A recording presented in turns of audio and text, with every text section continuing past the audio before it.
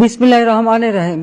প্রিয় দেশবাসী, আসসালামু আলাইকুম। স্পষ্ট বলতে চাই, যারা এই যে আওয়ামী লীগের নেতা কর্মী বা মুক্তিযোদ্ধাদের উপর হামলা করেছে তাদের তালিকা, চেহারা এবং ভিডিও থাকে, সেগুলি সমস্ত প্রস্তুত করে এবং এটা আন্তর্জাতিকভাবে তুলে ধরবেন। পাশাপাশি যত মালপত্র লুট করেছে, লুট করে নিল কোথায়, রাখলো কোথায়, বাংলাদেশেই তো রাখতে হয়েছে, পাকিস্তানে তো পাঠাতে তো পারেনি। কাজে সেগুলি কার বাড়িতে কোথায় কি আছে, কে কি লুট করেছে, কে কার বাড়িঘর দখল করেছে, সেগুলো সব হিসাব দিতে হবে। সমস্ত লুটের মাল ফেরত দিতে হবে। এই লুটের মাল যদি ফেরত না দেয়, এমন দিন সামনে আসবে লুটের মাল তো উদ্ধার করাই হবে, নিজেদের কিছু থাকবে কিনা সেটাও তাদের চিন্তা করতে হবে। কারণ ওই লুটেরাদের আল্লাহ তাআলাও ক্ষমা করবে না, এটা তাদের মনে রাখতে হবে। এখন ক্ষমতা পেয়ে মনে করছে পৃথিবীটা যেন একটা কমলা লেবু হয়ে গেছে, ওনারা কোয়া ছিঁড়ে ছিঁড়ে খেয়ে নিচ্ছেন। হজম হবে না, এটা আমি স্পষ্ট বলে দিচ্ছি। আমাদের তো হারাবার কিছু নেই। বাবা মা ভাই সব হারিয়েছি। এই বাংলাদেশের মানুষের জন্য দিন রাত অক্লান্ত পরিশ্রম করেছি।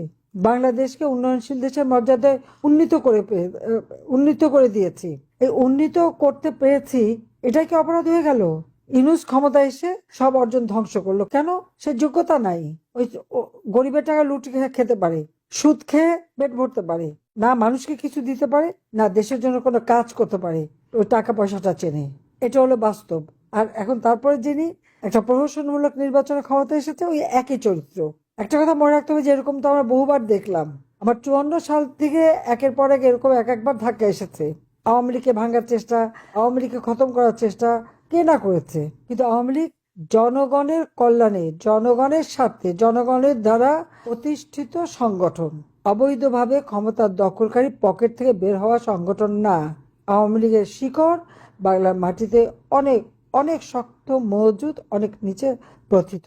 এটা ওই উড়ে আসা, জুড়ে বসা বা অবৈধ ক্ষমতা দখলকারী পকেট থেকে গড়ে তোলা সংগঠন, তাদের এই সাধ্য নাই আওয়ামী লীগের শিকড় উপড়ে ফেলে, তা আওয়ামী লীগকে নিষিদ্ধ করে। তারা কে নিষিদ্ধ করবার? তাদের কি অধিকার আছে? সংবিধান লঙ্ঘন করে ক্ষমতা দখল করেছে, আওয়ামী লীগকে নিষিদ্ধ করে, যে আওয়ামী লীগ জনগণের ভোটে নির্বাচিত। যেখানে প্রত্যেকটা নেতাকর্মী যেভাবে অত্যাচার নির্যাতন আপনারা সহ্য করেছেন, যাদের হারিয়েছেন তাদের হয়তো ফেরত পাবো না, কিন্তু যারা আছেন সকলকে শক্ত হয়ে দাঁড়াতে হবে, জনগণের পাশে দাঁড়াতে হবে। আমরা জনগণের জন্য কি কি করেছি সেটা যেমন জনগণের কাছে তুলে ধরতে হবে, আর এই যে অত্যাচার নির্যাতন, এটাও মানুষের কাছেই যেতে হবে। কারণ এখানে আইনের শাসনও নেই, বিচারও নেই, কিছুই নেই। কর্তার ইচ্ছায় কর্ম হয়, এরকম চলছে। লাঠি সোটা অস্ত্র নিয়ে চিফ জাস্টিসকে বিদায় দেয়, কোনো নিয়মের বালাই নাই। কাজে এই অবস্থায় নিজের পায়ে দাঁড়াতে হবে। জনগণই আমাদের শক্তি, জনগণকে সাথে নিয়েই দাঁড়াতে হবে এবং এই অবস্থার পরিবর্তন ঘটাতে হবে। এবং ইনশাল্লাহ সেদিন খুব বেশি দূরে না, কারণ সব জিনিস একটা সীমা থাকে, এরা সীমা ইতিমধ্যে অতিক্রম করে গেছে। দিন ফিরবে, প্রত্যেকটা ফোঁটা রক্তের হিসাব আমরা নেব, প্রতিটি নির্যাতনের হিসাব এটা জনগণ নেবে। এটাই আমাদের কথা। সবাইকে ঐক্যবদ্ধ থাকেন এবং নিজের আত্মবিশ্বাস নিয়ে জনগণের পাশে দাঁড়ান, জনগণকে সাথে নিয়েই আমাদের এগিয়ে যেতে হবে। আমি ফিরে আসবো খুব শীঘ্রই। আমার ফাঁসি, ঠিক আছে, ফাঁসি দেবে, ফাঁসির মঞ্চ ঠিক করুক, জেলে রাখবে, জেলখানা ঠিক করুক, কিন্তু আমি আসবই। কারণ আমার দেশের মানুষের উপর এত অত্যাচার, জুলুম, নির্যাতন, আমি আজকে প্রত্যেকটা ইউনিয়ন পর্যায়ে মানুষের সাথে কথা বলবো, শেষ করব, তারপর আমি আসছি। দেখি কার দড়ি কত শক্ত আর কোন জেলে রাখবে আমাকে। আর আমার তো শক্তি জনগণ, আমি জনগণকে বিশ্বাস করি, আর জনগণই আমার একমাত্র শক্তি, আর কেউ না। আমাদের কোনো প্রভু নাই। দেশকে ভালোবাসি, দেশের মানুষকে ভালোবাসে, রাজনীতি করি। বাবা মা ভাই সব হারিয়েছি, কাজে হারাবারও আর কিছু নেই। আর ঢাকা শহরে বাড়িঘর আমার নাইও, ও নিয়ে চিন্তাও নাই। যার কিছু থাকে না তার হারাবারও ভয় নাই, কিন্তু আছে দেশের মানুষের ভালোবাসা, ওটাই আমার সম্পদ। আমি দেশের মানুষকে ভালোবাসি, মানুষের ভালোবাসা আমি পেয়েছি। সেই সম্পদ নিয়ে আমি দেশে ফিরবো এবং দেশের মানুষের পাশে দাঁড়াবো। আমি জানি না জাতিসংঘ মানবাধিকার কমিশনের যিনি এসেছিলেন, আর তাকে তো আমাদের নেতাকর্মীরা সবাই ইন্টারভিউ দিয়েছে, সেগুলি তুলেনি। তো 1400 কোথা থেকে পেলো? আমি তো চ্যালেঞ্জ করেছি, চিঠি দিয়েছি মানবাধিকার কমিশন, তারপরে জাতিসংঘ সেক্রেটারি জেনারেল, সবাইকে চিঠি দিয়েছি, কোনো উত্তর নেই। উত্তর দেবে কোত্থেকে? গেজেট করেছে 838 জন, কিন্তু শহীদ পরিবার হিসেবে সাহায্য করেছে মাত্র 620 জনকে। বাকিরা কোথায়?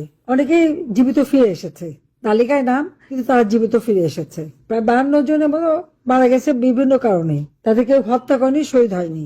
কিরকম জালিয়াতি আপনারা একবার চিন্তা করেন। আর এই যে আওয়ামী লীগের নেতা কর্মীদের ঘর বাড়ি লুটপাট, আগুন দিয়ে পোড়ানো, জ্বালানো, এখানে আমার একটা অনুরোধ থাকবে এবং নির্দেশ থাকবে, কারা আপনাদের ঘর বাড়ি জ্বালিয়েছে, পড়েছে, তাদের প্রত্যেক তালিকা করেন।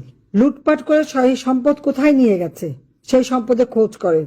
আর যারা লুটপাট করেছে, অগ্নি সন্ত্রাস করেছে, তাদেরকে একটা কথা বলতে চাই, যারা যারা আমার আওয়ামী লীগের নেতা কর্মী বা মুক্তিযোদ্ধা বা যে কোনো মানুষের সম্পদ লুট করেছেন, লুটের মাল সব ফেরত দিতে হবে, সব বাড়িঘরে পৌঁছে দিতে হবে। যে সব বাড়ি জমি দখল করে রেখেছেন সেগুলি মুক্ত করতে হবে, তাদের যারটা তার সম্পত্তি তাদের হাতে দিতে হবে এবং খুব দ্রুততা দিতে হবে। যারা নিয়েছেন তারা যদি না দেন সময় কিন্তু বেশি পাবেন না, প্রত্যেক জিনিসের হিসেব নেওয়া হবে। আর ওই লুটের মালের সাথে আপনার মালও যাবে, এটা আল্লাহর একটা বিচার আছে। অন্যের জিনিস লুট করে নিলে ওর সাথে বাকি সবই যায়, কিন্তু সেটাও কিন্তু যাবে, এটা মাথায় রাখতে হবে তাদের।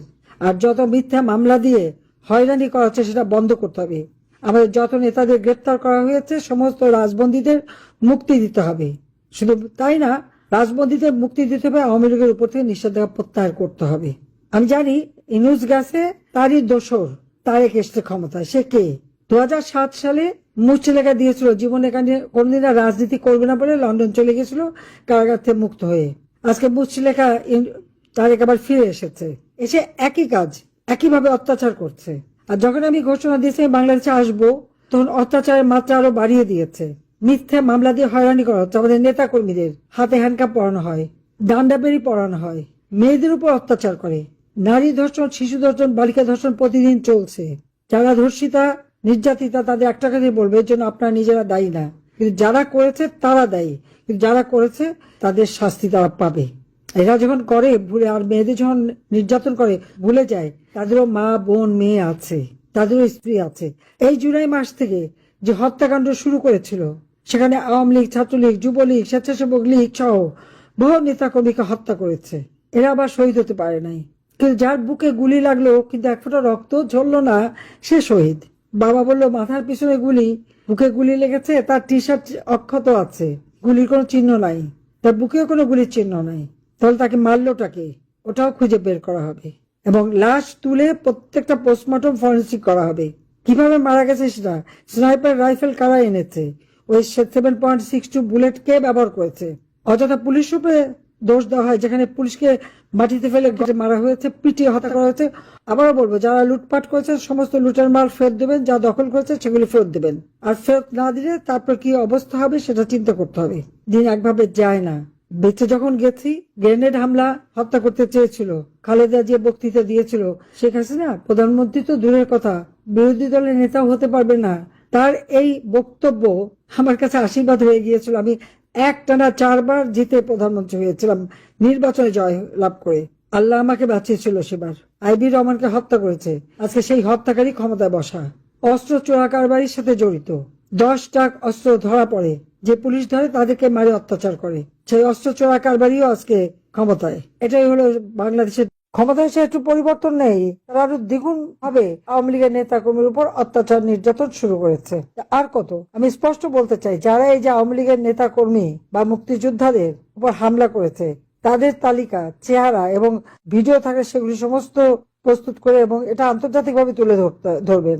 পাশাপাশি যত মালপত্র লুট করেছে, লুট করে নিল কোথায়, রাখলো কোথায়, বাংলাদেশেই তো রাখতে হয়েছে, পাকিস্তানে তো পাঠাতে তো পারেনি। কাজে সেগুলি কার বাড়িতে কোথায় কি আছে, কে কি লুট করেছে, কে কার বাড়িঘর দখল করেছে, সেগুলি সব হিসাব দিতে হবে।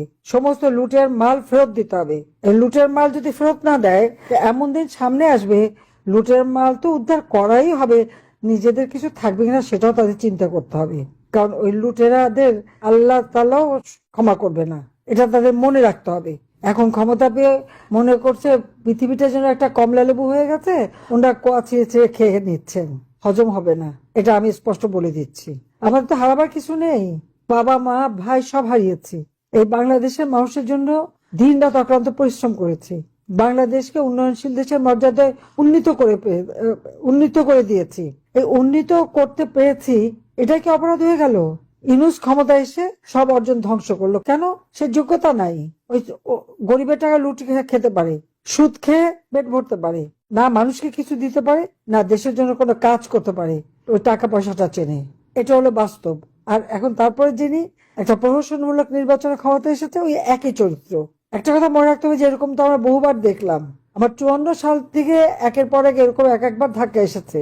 আওয়ামী লীগকে ভাঙার চেষ্টা, আওয়ামী লীগকে খতম করার চেষ্টা কে না করেছে, কিন্তু আওয়ামী লীগ জনগণের কল্যাণে, জনগণের স্বার্থে, জনগণের দ্বারা প্রতিষ্ঠিত সংগঠন, অবৈধভাবে ক্ষমতার দখলকারী পকেট থেকে বের হওয়া সংগঠন না। আওয়ামী লীগের শিকড় বাংলার মাটিতে অনেক অনেক শক্ত মজুদ, অনেক নিচে প্রথিত। এটা ওই উড়ে আসা জুড়ে বসা বা অবৈধ ক্ষমতা দখলকারী পকেট থেকে গড়ে তোলা সংগঠন, তাদের এই সাধ্য নাই আওয়ামী লীগের শিকড় উপড়ে ফেলে। তা আওয়ামী লীগকে নিষিদ্ধ করে, তারা কে নিষিদ্ধ করবার? তাদের কি অধিকার আছে? সংবিধান লঙ্ঘন করে ক্ষমতা দখল করেছে, আওয়ামী লীগকে নিষিদ্ধ করে যে আওয়ামী লীগ জনগণের ভোটে নির্বাচিত। যেখানে প্রত্যেকটা নেতাকর্মী যেভাবে অত্যাচার নির্যাতন আপনারা সহ্য করেছেন, যাদের হারিয়েছেন তাদের হয়তো ফেরত পাবো না, কিন্তু যারা আছেন সকলকে শক্ত হয়ে দাঁড়াতে হবে, জনগণের পাশে দাঁড়াতে হবে। আমরা জনগণের জন্য কি কি করেছি সেটা যেমন জনগণের কাছে তুলে ধরতে হবে, আর এই যে অত্যাচার নির্যাতন, এটাও মানুষের কাছেই যেতে হবে। কারণ এখানে আইনের শাসনও নেই, বিচারও নেই, কিছুই নেই, কর্তার ইচ্ছায় কর্ম হয়, এরকম চলছে। লাঠি সোটা অস্ত্র নিয়ে চিফ জাস্টিসকে বিদায় দেয়, কোনো নিয়মের বালাই নাই। কাজে এই অবস্থায় নিজের পায়ে দাঁড়াতে হবে, জনগণই আমাদের শক্তি, জনগণকে সাথে নিয়েই দাঁড়াতে হবে এবং এই অবস্থার পরিবর্তন ঘটাতে হবে। এবং ইনশাল্লাহ সেদিন খুব বেশি দূরে না, কারণ সব জিনিস একটা সীমা থাকে, এরা সীমা ইতিমধ্যে অতিক্রম করে গেছে। দিন ফিরবে, প্রত্যেকটা ফোঁটা রক্তের হিসাব আমরা নেব, প্রতিটি নির্যাতনের হিসাব এটা জনগণ নেবে। এটাই আমাদের কথা। সবাইকে ঐক্যবদ্ধ থাকেন এবং নিজের আত্মবিশ্বাস নিয়ে জনগণের পাশে দাঁড়ান, জনগণকে সাথে নিয়েই আমাদের এগিয়ে যেতে হবে। ইনশাল্লাহ জনতার জয়। এত অন্যায় অবিচার আল্লাহর আরশ কেঁপে গেছে, এদেরও দিন শেষ হয়ে আসছে। সবাই ভালো থাকেন, সুস্থ থাকেন। ইনশাল্লাহ আবার আমরা বাংলাদেশকে উন্নত করব, উন্নয়নশীল দেশ হবে। 2041 সালের মধ্যে উন্নত দেশ হবে বাংলাদেশ, সেইভাবে গড়ে তুলবো ইনশাল্লাহ। সবাইকে ধন্যবাদ। জয় বাংলা, জয় বঙ্গবন্ধু। বাংলাদেশ চিরজীবী হোক। খোদা হাফেজ।